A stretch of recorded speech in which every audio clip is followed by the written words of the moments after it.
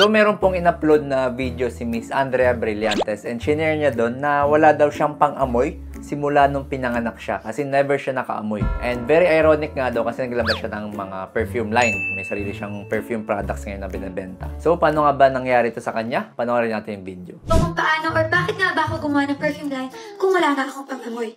Hi guys, I'm Andrea Brillantes, actress, content creator, and CEO of Lucky Beauty Inc. Today, let's talk about my newest perfume line even though I have congenital anosmia. Congenital anosmia. Ba ang congenital anosmia? Okay, so ako na po magdi-describe niyan, Miss Andrea. Sa salitang anosmia, ang ibig sabihin po niyan, walang pang-amoy. Yung na word, ibig sabihin wala. Yung nosmia, yung pang-amoy. So, wala silang pang-amoy. And sa word na congenital, ibig sabihin, naranasan nila to or existent na tong disease na to simula nung pinanganak sila. Actually, marami naman pong types ng anosmia. Kahit yung mga regular na tao, pwede magkaroon nito. Kadalasan yan, kapag sinisipon tayo, di ba? Kapag barado yung ilong, kapag merong sinusitis. Also, pag may mga viral infection. And isa yung sa pinakasikat, yung COVID. Kung naalala nyo nung pandemic, isa sa mga sintomas na nagkakaroon ka na ng COVID or magkakaroon ka ng COVID is nawawalan ng pang-amoy. So, yun po yung mga dahilan ng anosmia. Yung iba naman, pwedeng na-aksidente, nagkaroon ng tama sa ilong, or nagkaroon ng tama sa brain. It is a condition in which people are born with a lifelong inability to smell. Actually, I discovered it through this perfume. I have never smelled anything in my life. Naalala ko to, nagkaroon siya ng issue before na hindi siya pinaniniwalaan. Kasi nga, syempre may mga basher siya and pinagdududahan. Existent and nangyayari talaga tong karamdaman na to. Pero very rare. Very rare tong congenital anosmia. And kadalasan kasama to ng iba't ibang syndrome. Ibig sabihin ng syndrome, bukod sa walang pang-amoy, meron pa silang ibang karamdaman sa parte ng katawan nila. And pinaka-common dyan yung tinatawag nating Kallmann syndrome. So, ibig sabihin syndrome siya bukod sa walang pang-amoy. Kadalasan yung mga pasyente meron ding cleft palate, meron din mga problema sa kidney. Yung iba walang kidney. Tapos yung iba naman may cryptorchidism. Ibig sabihin yung itlog, nung bata sila, hindi bumaba dun sa kung saan talaga nakalagay yung itlog or yung ari ng lalaki. So kapag kinapayo ng doktor, wala silang makapang-itlog. Yung iba may problema rin sa paningin and yung iba may problema sa pandinig. So very lucky kay Miss Andrea kasi mukhang wala siya ng mga sintomas na yun. Perfectly normal, actress siya, nakakapagtrabaho and physically mukha siyang fit and okay. Wala siya ng mga cleft palate. And all my life, I thought it was normal until I saw my older sister's perfume collection. Tapos one time, I sneaked into her room. Tapos lahat ng bottles pinay ko sa akin. Ganyan. Hanggang sa namula na talaga. My skin physically turned red.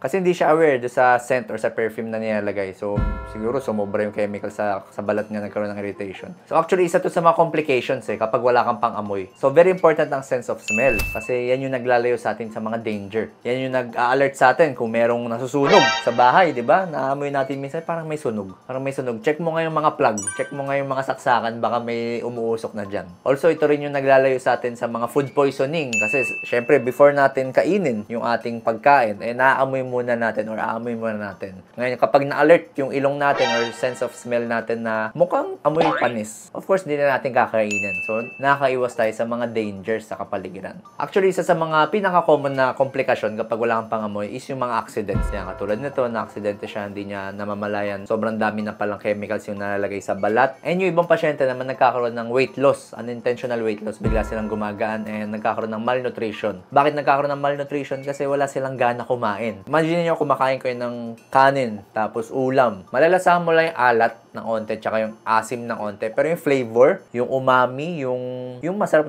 na lasa, hindi siya malasahan completely kapag wala kang pang-amoy. Diba tayo, kunyari, may pangit na lasang gamot o kaya pagkain. Tinatakpan natin yung ilong natin para kapag kinain natin yun or nilunok natin, nababawasan or completely hindi natin malasahan yung pangit na lasa ng food. Sakit-sakit na. So, it was then and there that I realized there was something wrong with me. So, in short, I cannot smell anything. I don't know scents. I don't know odor. I can't smell expired food. I can't tell if something is burning. So, ang hirap niya, no, kapag sa mga relationships, di ba may factor din yung mabango or mabaho. I-factor din yun sa pag-form ng relationship. Ganoon tayo as human nature yan na, kunyari, sa pakikipag-labing-labing, parte po yung sense of smell para makapag-form ng intimacy. Only feel sensations such as isa lang naman.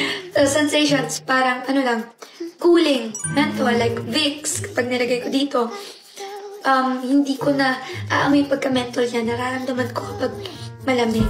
Kasi yung sense of smell naman is different from sense ng mga menthol dito sa skin natin. Iba po yung sensory part dito sa skin kumpara sa sensory part ng nose. So, para mas maintindihan natin yung kung paano tayo nakakaramdam ng pang-amoy, ito yung normal na brain MRI ng tao. So, kita natin dito, ayan, nakahati yan. Nakaharap sa yung pasyente, tapos nakahati siya. So, kita natin dito, sobrang liit lang.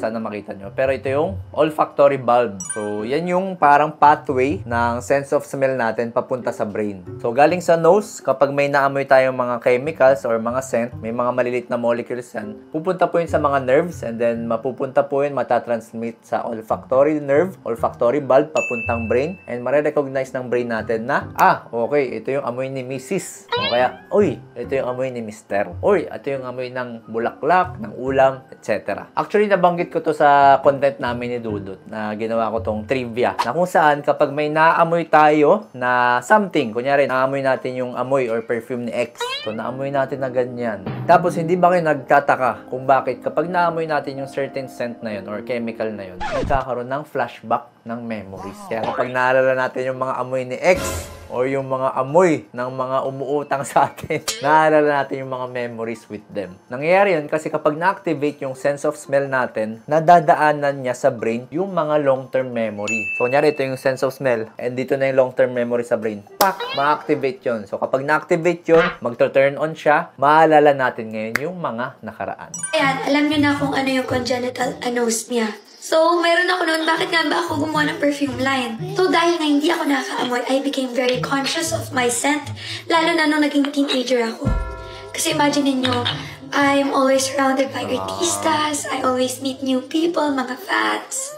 Siyempre, di pwede na mabaka. Tapos di niya maamoy yung sarili niya. So, pwede siya maging conscious nga. Di siya aware. Di niya alam yung kung ano yung amoy niya. And sabi ni Miss Andrea, forever na daw siya magkakaroon ng ganun. May mga cases na tinatawag nating isolated congenital anosmia na kung saan wala silang pang-amoy kasi yung olfactory bulb and olfactory nerve nila hindi nag-fully develop. Yung pinakita ko kanina sa MRI, yung mga nerves doon na responsible for sense of smell is hindi fully nag-develop. So, meaning absent siya. So, kapag wala yung mga nerves na yun, sino magdi-dictate ng mga chemicals na pumapasok sa ilong? Sino mag-activate? Ano ma-activate na part ng brain? Wala. Hindi nila ma-recognize. So, kung ganun yung case ni Miss Andrea, di ko kasi sure kung nagpa-MRI ba siya before kasi kailangan yan mapatunayan by MRI or any imaging. Kung ganun yung case niya, talagang forever nga siya hindi makakamoy kasi hindi naman yun pwede matransplant, hindi yun basta-basta tumutubo. Kapag wala ka nun, wala ka na talaga nun. So, I became very obsessed with perfumes and unti-unti nagkaroon ako ng perfume collection.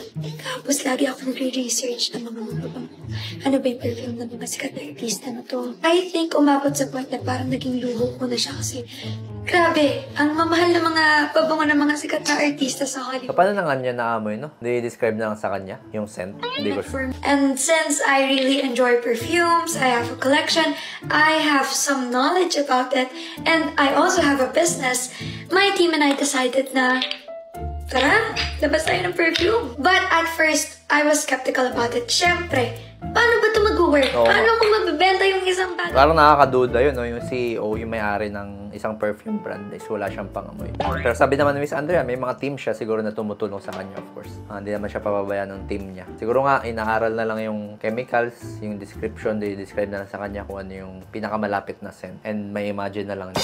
Doc, saan nakuha tong congenital anosmia? Bukod dun sa binanggit natin sa first part ng video, no, yung tinatawag nating Kallmann syndrome, na kung saan yun ay isang genetic na karamdaman, ibig sabihin pwede yun mapasa sa yung family line, pwede mo mapasa sa mga anak mo. Pwede rin ito makuha kapag meron kang mga history of trauma. So, ibig sabihin, na-aksidente ka, tapos na-apektuhan yung muka, o yung leeg, yung ulo, tapos nagkaroon ng damage dun sa olfactory nerves mo. Pwede rin, pinaka-common, infections, mga viral infection, mga sipon, na kung saan magbabara talaga yung ilong, mga sinusitis, na kung saan yung daluyan ng scent papunta sa ilong mo, papunta sa brain is barado. Pwede rin kung meron ka mga bukol sa sinus noses mo or sa ilong mo. Sa mga rare cases, pwede rin sa mga pasyenteng na stroke, sa may mga diabetes na hindi kontrolado, and sa sobra-sobrang pag-inom ng alak. Kasi lahat ng po yan nakaka-damage po sa nerves natin. Dok, paano malalaman kung may anosmia? Of course, subjective. Sasabihin naman ng pasyente or nung relative mo na wala siyang naamoy. Kadalasan yan, magkukwento na lang sila bigla sa inyo na nung simula bata sila, wala silang maamoy. Tapos, naguguluhan sila kapag nagsasabi yung kaibigan nila na, uy, parang amoy parang amoy popcorn or parang amoy sigarilyo. Tapos, hindi magets nung pasyenteng may anosmia, ha? Anong amoy sigarilyo? Wala naman. So, ganun na lang nila nalalaman. Pagtanda nila, and ikukwento nila, oo, ako simula bata, wala talaga ako naamoy. And para ma-prove na meron ka talagang anosmia, pwede yan maimbestigahan through MRI. So, sa MRI yun, makikita natin na wala talaga yung olfactory nerves, olfactory bulb. Kung meron kayo tanong, comment down below. And kung nag-benefit ka sa video na to, please follow my social media pages. To Miss Andrea, thank you for sharing your story, and God bless and more power to your upcoming business.